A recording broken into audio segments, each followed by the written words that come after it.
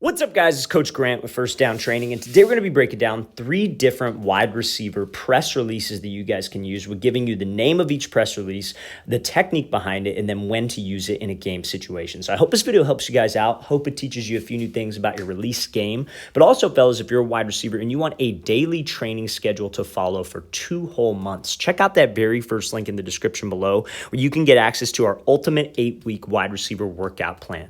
We give you over 2 months of workouts in the gym and on the field for wide receivers to improve your route running, your strength, your speed, the works. We break down every single exercise, show you an example, and give you the exact sets and reps to do on a daily basis. So check out that very first link below. If interested, let's get started. So first release here is from Justin Jefferson, and I'm calling this a 5-step release. So this is a release that you would want to use when you're trying to attack the outside shoulder of a DB to get him to maybe open up his hips on a slant route. So I love this release when you have inside shade press. So essentially the footwork of it is you would go, like I'm going to break it down a little bit more detailed in a second, but you would go here because Justin Jefferson's left foot is up. You would go right foot, right, left, right. So it's right, left, right. That's kind of the rhythm of it. It's 5 steps total, but there's a little bit of a tempo.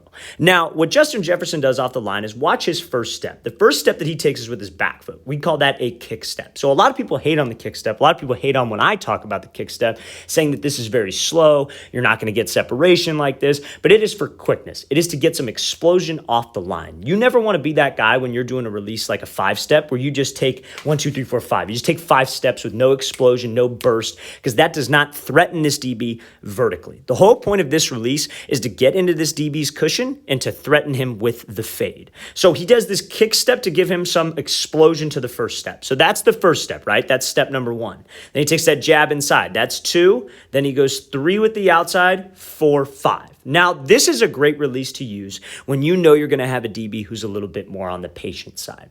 So maybe you're watching film of a team. I know it's about that time of the year, August, getting ready for your first game, and you're seeing that a DB, when he plays you in press, he loves to do this kind of like inch back, where he starts to inch back as we get off the ball, being a little bit more patient, watching your hips. This is a great release to use. It's a great release to have in your toolbox because you take that first jab and then those second 3 steps, attack that outside shoulder. We're threatening him vertically because we're closing the distance with him. We're attacking vertically, and that is what can get his hips to open up, and that is what can get us separation on this slant route. I like this on a slant. I like this on a 5-yard in, but we like it against inside shade press when that DB is a little bit more patient and doing that inch back technique. So 5-step release, fellas. You kick with that back foot to create that explosion. So you kick, 1, 2, 1, 2, 3 at that outside shoulder to get that DB to open up. Let's play this thing again, full speed one more time. So 5-step release is the first release that we are going to be talking about today, fellas. So now, second release,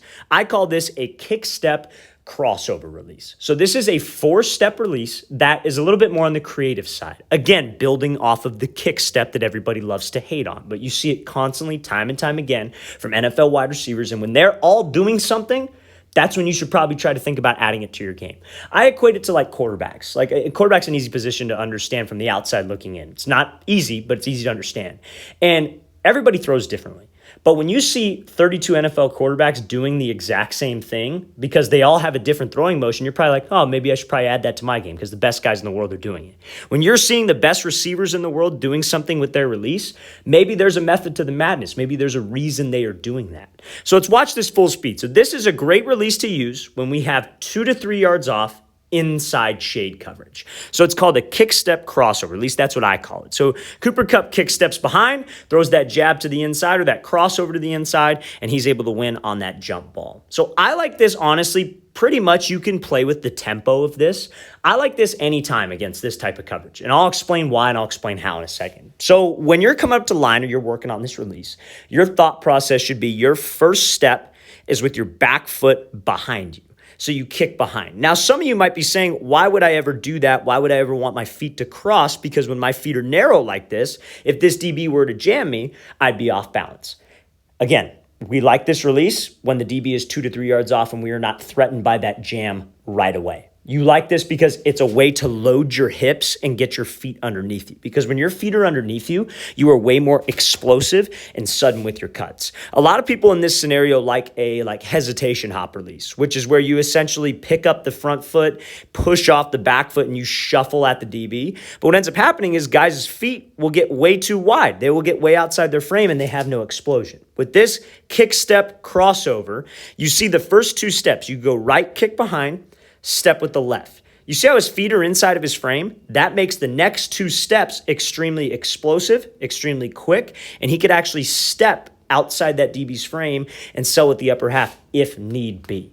So the footwork on this, again, like I said, you kick behind. You go right, left, right, left. Everybody at first kind of looks at this release and they're like, oh man, that's a little too fancy. That looks like it's weird. Trust me when I say this, try it out a couple times and you'll see what I'm talking about with the hips. There's just like a rhythm to it. There's just like a flow to it when you guys kick behind and then throw your hips into the break. There's a lot more explosion and a lot more power you can get off of your release. Just bear with me. This is not something that you have to do, but it is something that you can definitely have in your toolbox. So now, like I said, he's using this on like a goal line fade. And when he does this, I'm going to play full speed, he kind of slows the tempo down a little bit. He goes like 0 and then 100. Now, what if you had to run a route like let's say it's a timing route, like let's say it's a corner route, for example, and you have this inside shade coverage. So I have inside shade coverage. I'm running a corner route. If I were to do this type of release, what do you think would need to happen? You need to quicken up the tempo. So that kick step and that second step would need to be a little bit faster. Instead of 1, 2, 1, 2, it would be 1, 2, 1, 2. There would be a quicker tempo to the movement just so you maintain timing with that quarterback who's to the inside. So again, kick step crossover release, fellas. I like this when it's against a DB who's 2 to 3 yards off inside, kind of in this catch technique. It's a great way to attack him and square him up, to attack his midline and threaten him to the inside. Again, why do we want to use that release? He's inside shade because we want to threaten him where he doesn't want me to go. We threaten him inside. What do you think he's going to do? Keep his leverage inside because his sole purpose is to stop the inside route. So if I could threaten him there with that kick step crossover, that's better for me. Let's watch the thing again, full speed, and then we will get to this last open field crossover release from Elijah Moore.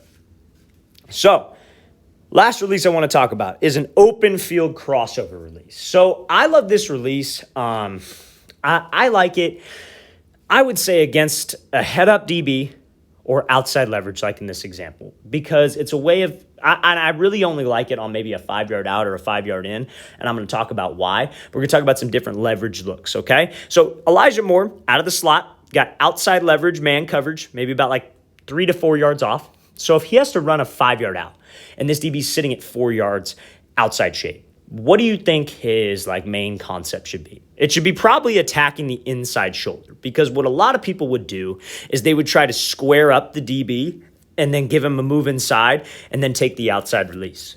But here's the problem.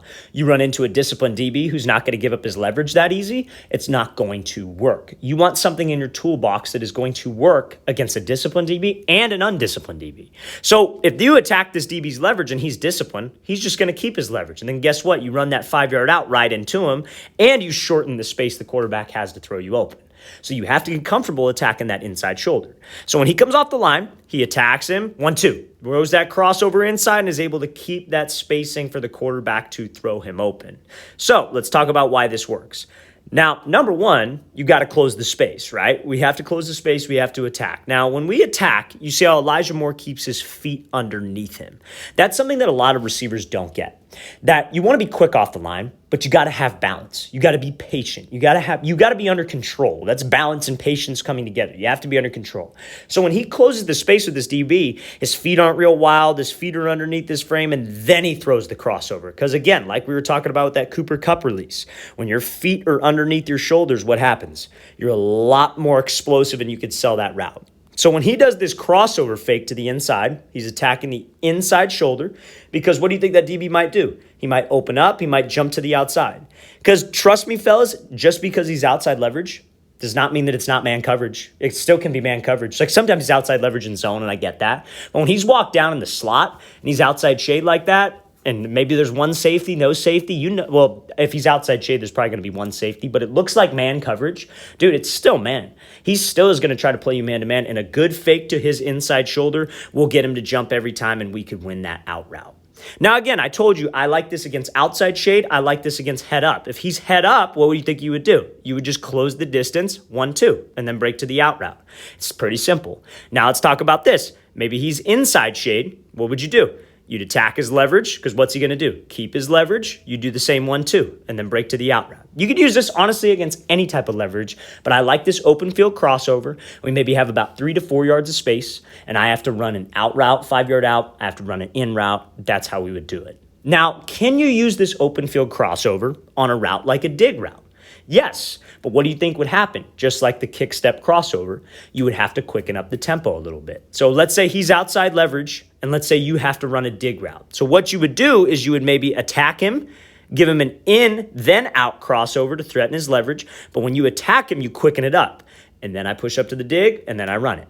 So it's just one of those things, fellas, that you have to get comfortable with. You have to get comfortable approaching the DB with different tempos, but make sure the feet are inside your frame so you can sell that crossover whichever way. Let's play this thing again, full speed one more time. Great job by Moore, threatening the inside shoulder and getting that DB to jump so he could win on that 5-yard out.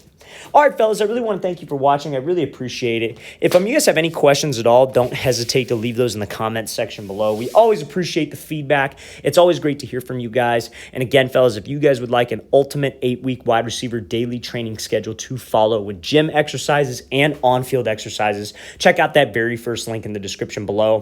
I'll see you guys next time.